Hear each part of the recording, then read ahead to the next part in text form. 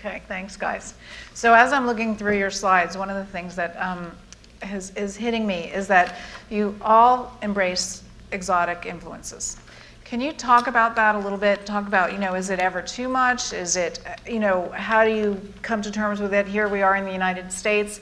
Are there certain no-nos in terms of dealing, incorporating exotic influences into your work? Michelle, let's start with you.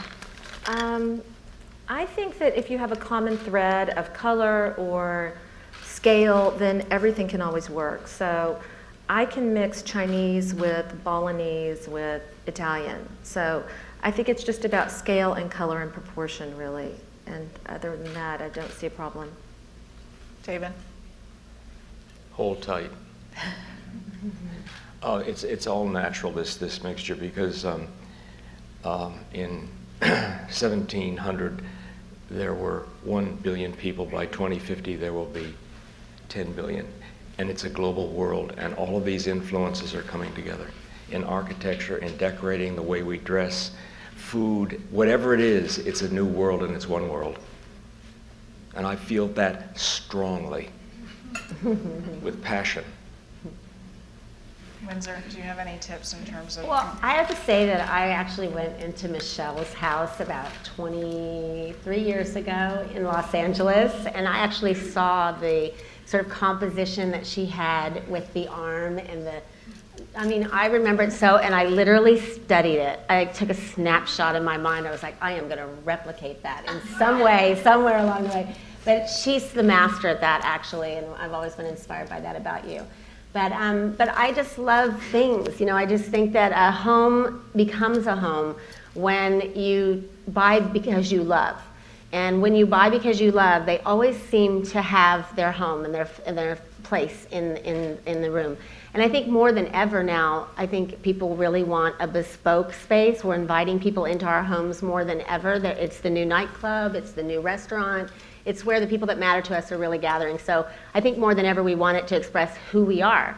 And our clients are asking that same thing for us to help them curate their lives. So it just makes a room incredibly interesting and textural and fabulous. So I'm a big candidate of mixing all those exotic elements. Okay, but often, you're buying the things for your clients, right? So it's your love, not necessarily their love. How does that work? Well, they have to love it enough to write the check. Uh-huh. I might be finding it, but they're loving it. Uh-huh.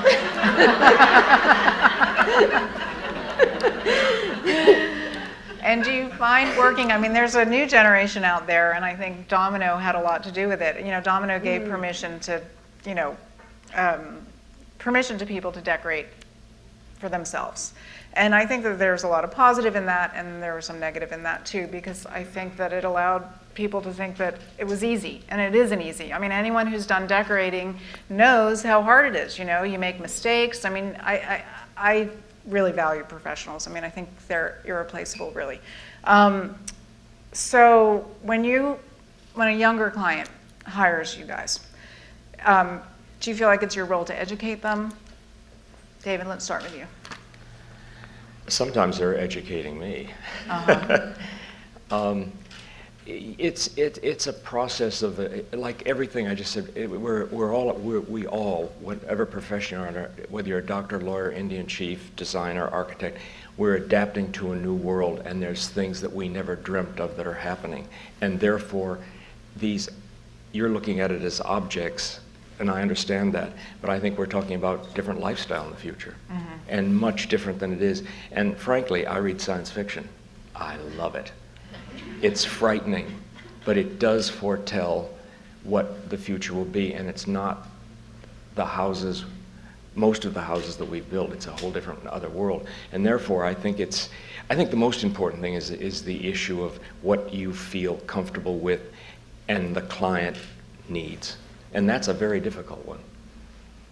They usually come to you because they've seen your work, they've been in the house, they know the people that you've worked for, and that's part of it. But part of it is adapting to a new world, and that's exciting. It's a new trip. It's going to the moon in design, I think. So what do you perceive as the future? What would your prediction Commodity, be? firmness, and delight, that came from Rome, 1st century AD, And I think our lives are going to be simpler and simpler in terms of possessions and the way we live, and it's going to be much more a cerebral world. We're not going to live any one place anymore. We already don't in so many ways. I think it's exciting. And I'm sure you do too. I mean, you know, in terms of going places. There's been very few places on this earth I haven't been. And I love travel. I love it. And that has great, you know, that's given me a bigger vision of you know, I lived in France. I've seen England. I've been through all of that. I've been to Hotel du Cap. I've done all of those things. But the thing is, the next major trip is the Silk Route from Mongolia to Venice next September. That fascinates me. And when you travel like that, you first have to have a fantasy about it, then you have to read about it, and then you experience it and you come back a richer person. It's money in the main brain bank. But don't you think some of that is where you are in your life? I mean, I think that's sort of a natural progression, you know, that you want fewer things as you get older. Jimmy and I have deleted much of what we had in other apartments in New York City and a house in the country. It is much simpler. And I'd worked in the parish office. I remember all of this, and it was wonderful. And I said farewell to Albert, and I thought about how Albert Hadley had begun to change that firm. He made changes that were simpler. He was one great inspiration. I don't have anything else to say. I could cry. Yeah, it was amazing. Michelle. Well, I think that younger clients really are looking to us to help them define their lifestyle a bit. A lot of my younger clients are very interested in contemporary art, so there's part of the people that I'm working for that are younger that want that more lush kind of life because we are in the South here, but my clients in other parts of the country really prefer something more clean line. But I think here in the South, we still really love inherited pieces and collected pieces. So, you know, I think it's a little regional, but every one of my clients is somehow, ones that I've had for a long time, are paring down a bit. They are wanting to pare down. And I don't know if that's an age thing or not, or I'm not really sure, but I see it across the board. So we're going in and refreshing or editing and sometimes redoing the entire space. And but the younger clients, really, I think they look to us to help educate them. I had a client that wanted, this was quite a long time ago, she wanted sort of a English country house, but she didn't really have any idea of what that really was.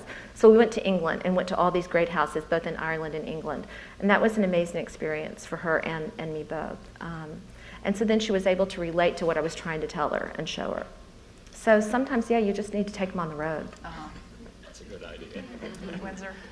I have more families, so I would say young families. I think that what they're looking for really is kind of very much like what you're saying, sort of to put lifestyle in, to incorporate lifestyle into the design. I definitely noticed that it's a more curated and edited interior now than it was 10 years ago, no question. I think that they're being much more selective. I think a lot of it has to do that everyone's getting much more educated through the internet. You're able to research things that you think that you might like, and shapes and periods, and draw from that. So I think that we have a much more educated client than we've ever had before, and more resourceful. Mm-hmm. And that comes with its own set of challenges too, which is a whole other seminar. But I think that it's all good.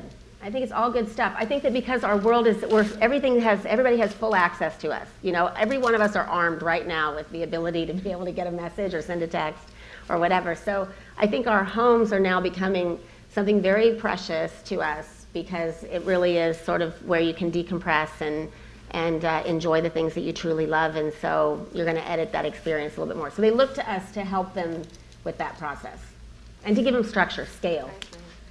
So